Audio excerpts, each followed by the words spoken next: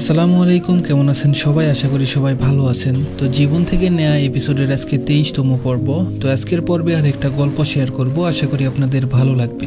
তো আজকের গল্পটা কুমিল্লা থেকে একটা আপু পাঠিয়েছে। তো চলুন বেশি দেরি না করে আজকের গল্পটা শুরু করা যাক। আমার নামটা না হয় গোপনই থাক, আমি কুমিল্লা থাকি, মধ্যবিত্ত পরিবারের মেয়ে আমি। আমার বয়স যখন 10 বছর তখন আমার বাবা মারা যায়।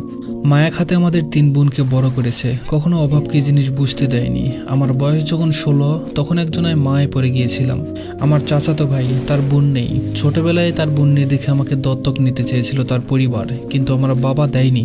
ছোটবেলা থেকে তার মাকে আমি আম্মু বলে ডাকতাম, আর তাদের 2 ভাইকে আমি ভাইয়া বলে ডাকতাম। সবকিছু ঠিকই ছিল, কিন্তু সে যখন ঈদে বাড়িতে আসলো তখন তাকে কেন জানি আমার পছন্দ হয়, ভালো লাগতে শুরু করে। তার সাথে অনেক ফ্রি ছিলাম, সেও ছিল।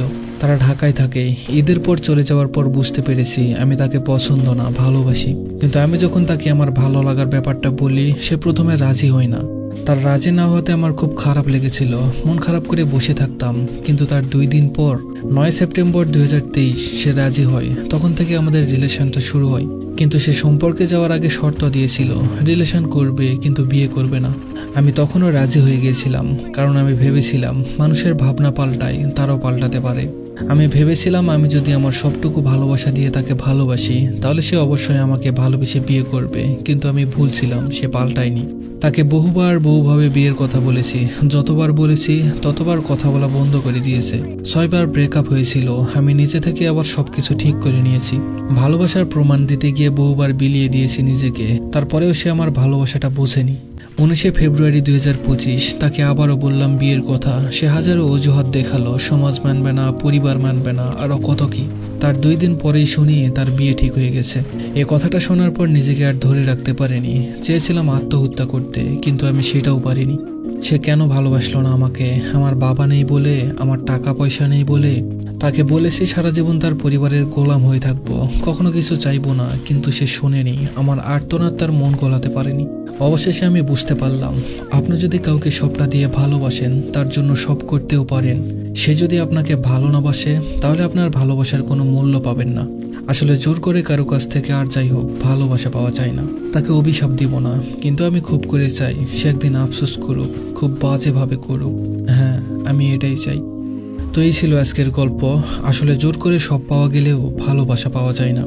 যে থাকতে চায় না তাকে কি আর জোর করে রাখা যায়?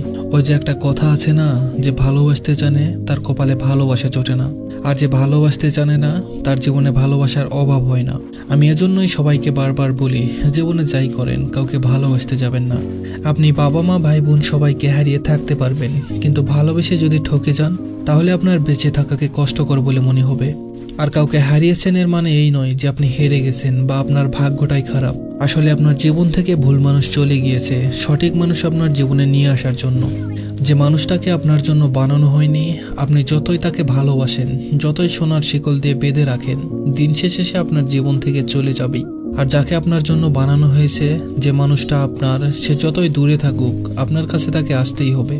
তাই জীবন থেকে কেউ চলে গেলে ভেঙে না পড়ে, মন খারাপ না করে থেকে বরং খুশি হন যে আপনার জীবনে সঠিক মানুষ আসার রাস্তা ক্লিয়ার হয়ে গেছে।